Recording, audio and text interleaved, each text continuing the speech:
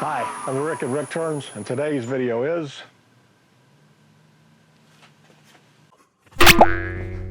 I've got this kind of smallish piece of wood here. Yeah, I think that's too small to be useful. Okay, that's much better. This is a piece of poplar. I have not turned poplar probably since I first started turning, and I got a piece of wood that I thought was poplar, and it had to be about the ugliest piece of wood I ever saw because it was all gray. The only way to make it look better was to dye the whole thing. I don't even know if that was really poplar. It was a guess at that point. This is poplar. I know it is. I've learned to identify it now. This is the pith right here. So, to maximize this log, let me see, it's about 16 inches long. Right across here it's 15. Right across here it's 14. If I cut it right across here, I get one good sized piece, and then I'd have the pith in this half, and I'd have to pretty much cut it off right there. However, if I cut it down here, which is what I'm going to do, right through there, then I get two really good size bulb lengths right there. Both of them will have a little bit of the pith right in the middle, but it's not going to matter because after I turn away the saw marks and everything, the pith is going to be gone. So this is going to be an interesting chunk of wood to turn. And if it turns out to be gray and ugly, I'm going to be really disappointed.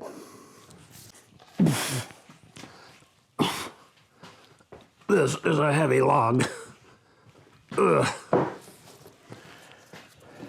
It is a big and heavy log. All right.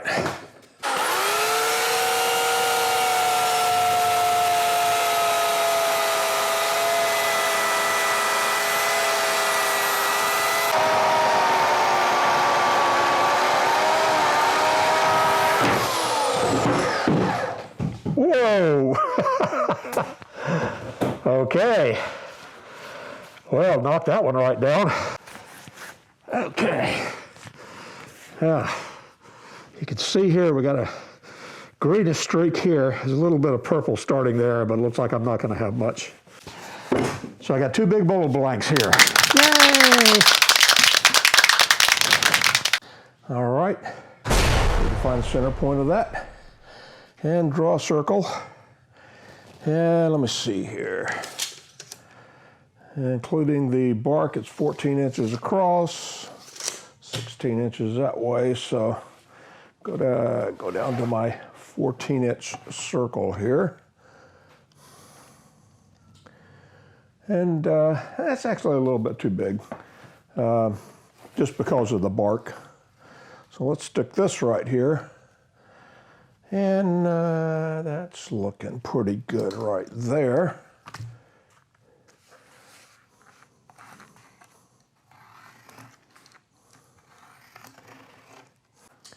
I need to drill a hole in there for my woodworm screw.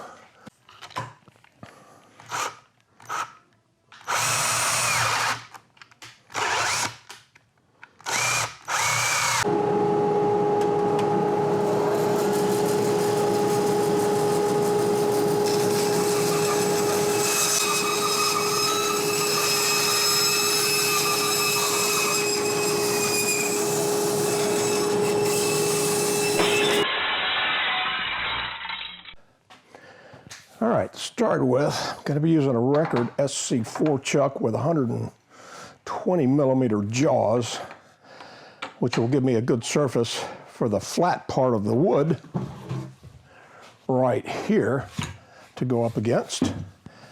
And I'm going to put in a woodworm screw. Here we go. Here we are.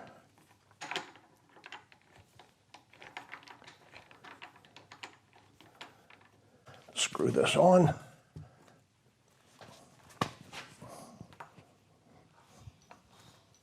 There we go. See how fast we can go here. got the lathe set to 0 speed. That's just under 300. 420. Hey, 615. I'm just under 500 there. That's as best I'm going to do until I get it in balance, because it's definitely not in balance after coming off of the bandsaw.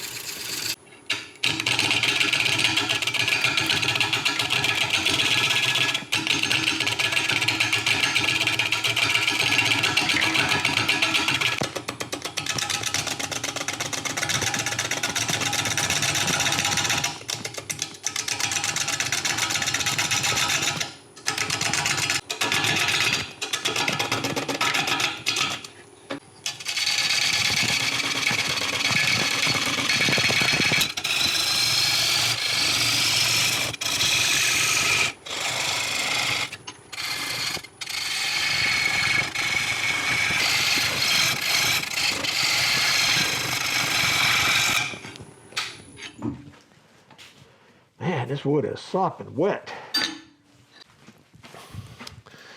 Now, let me see. I've got about, let's see, I've got about 5.5 inches down to this edge. So right now I'm looking at about a 5-inch deep bowl. And I don't think I want it that deep. I'm gonna shorten it some this way. Make it more shallow, I think.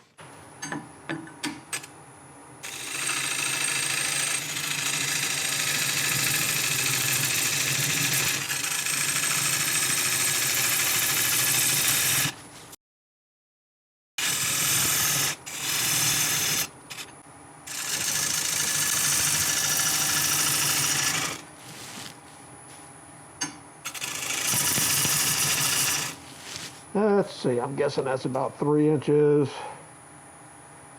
No, that's about 3.5 right there, but I think that's as far as I want to go with it.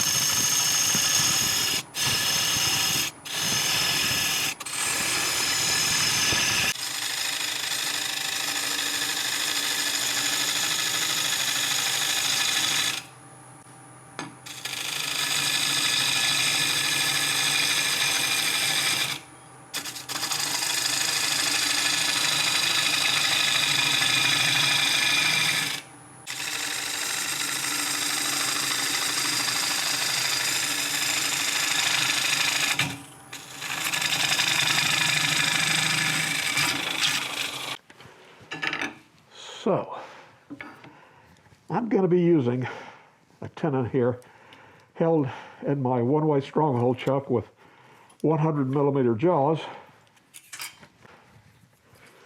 So you can see right here,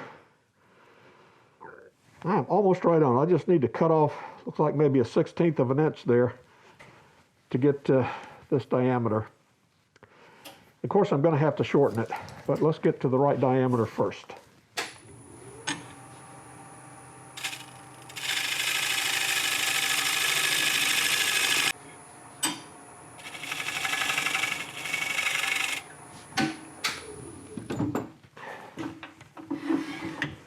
And now,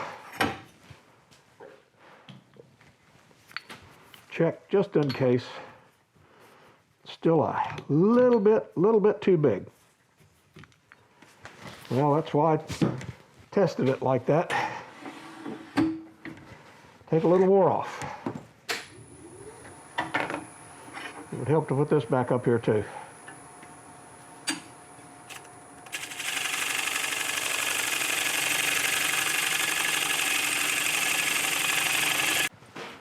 double check again. There we go. So I need to come down to 1/2 right here, and then do another test fit of it.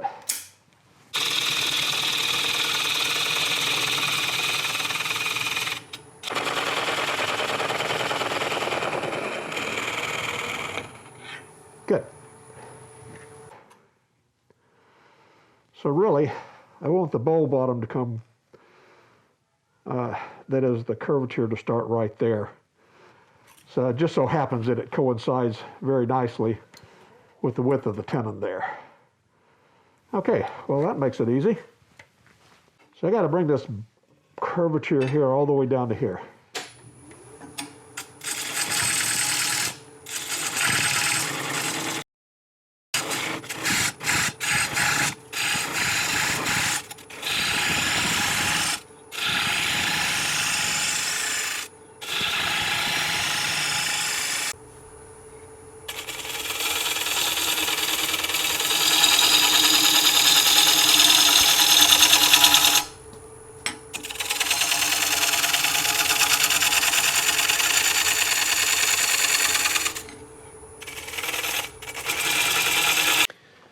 All right, time to reverse this. There we go.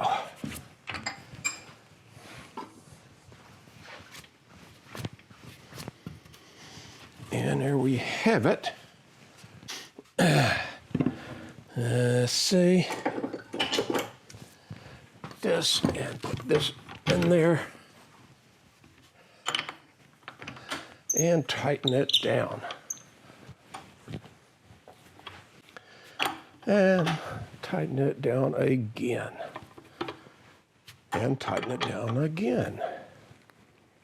There we are. Let's see.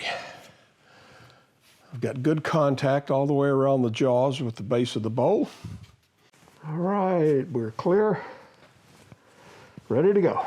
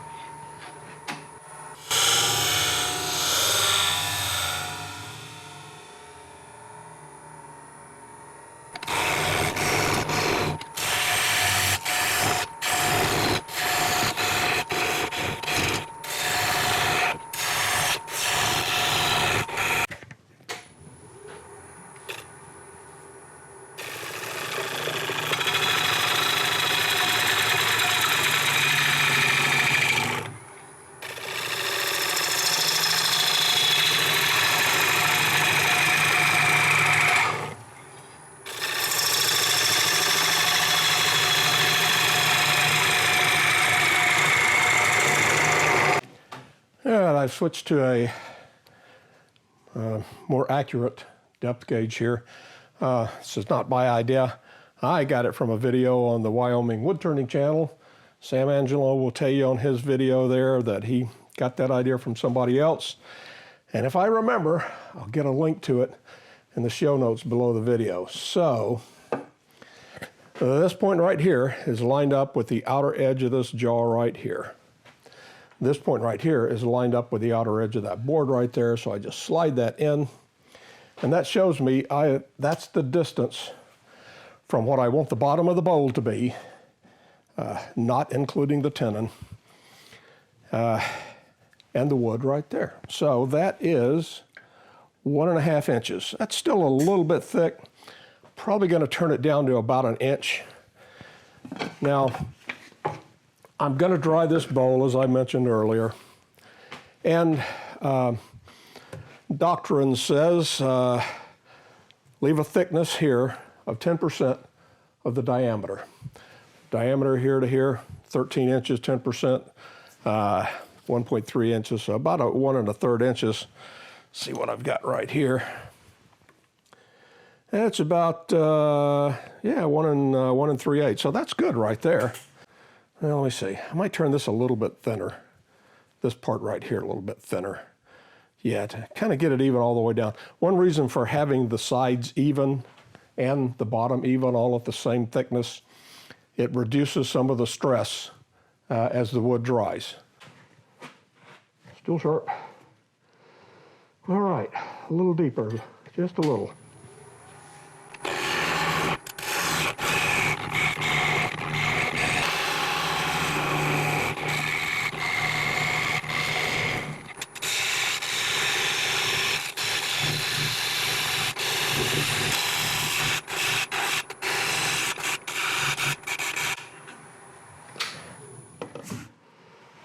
All right, now I hope that I have an even thickness right here all the way down. It's kind of hard to tell at this point, but that's all right. Now, as I mentioned, it's got to go in the drying box. This is my drying box. As you can see, it is an incredibly complicated piece of machinery. This is not just any box. This is a heavy-duty box from Home Depot. And over on this side, where you can't possibly see it, is a light bulb. Let me see, can I get some video footage of that light bulb? And here we have the side view of the incredibly complicated drawing box. Light bulb, some tin foil. Behind that light bulb, where you can't see it, but I'm gonna show you from the inside of the box, right there. Well, it doesn't really show very well right there, but that's a computer ventilation fan. You will find a link to this, to the video about building this drawing box, should you really be so ambitious. You might want to just go and buy it from drawingboxes.com, but anyway, you'll find a link in the show notes about how to build this drawing box. So I've got about I think it's about a 60-watt light bulb in there. They do need to be incandescent bulbs because you need to have some heat. LEDs don't put off much heat, although they do put off some. And this is the humongous bowl blank Poplar. And it is going in the drawing box right now. Gonna prop it down in there like that. And then hermetically seal the drawing box. Magically, the next time you see this, you will see a completely dry bowl blank. It's incredible.